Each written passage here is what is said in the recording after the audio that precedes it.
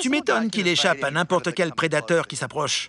Au moindre signe de danger, il est capable de se propulser hors d'atteinte de son ennemi en un clin d'œil.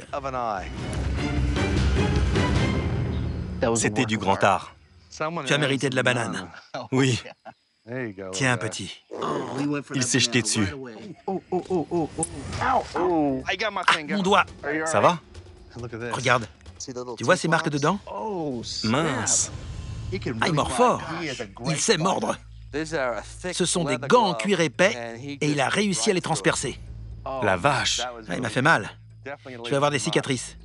J'en reviens pas qu'il transperce des gants en cuir, vu sa toute petite taille. Je porte principalement des gants quand j'ai peur qu'on m'injecte du venin, ou que j'ai peur d'attraper une maladie grave, ou d'être lacéré.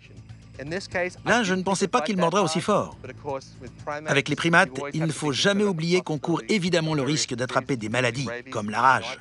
J'ai déjà suivi 6 traitements contre la rage, et comme je n'ai pas envie de recommencer, mieux vaut porter des protections, parce que ces animaux mordent vraiment très fort. C'est impressionnant. Je m'y attendais pas. D'après leur régime alimentaire, qui a l'air de se composer de fruits et d'insectes, je n'aurais jamais pensé que ces lémuriens aient besoin d'autant de force au niveau des mâchoires. Ils mangent surtout des fruits, mais les fruits de la jungle ne sont pas forcément mous. Ils sont crus. Parfois, ce sont des noix à l'intérieur de coquilles très dures. En plus, des recherches ont montré que certains microcèbes sont cannibales. Chaque jour est une lutte pour la survie. Ils doivent donc se défendre avec leurs crocs acérés.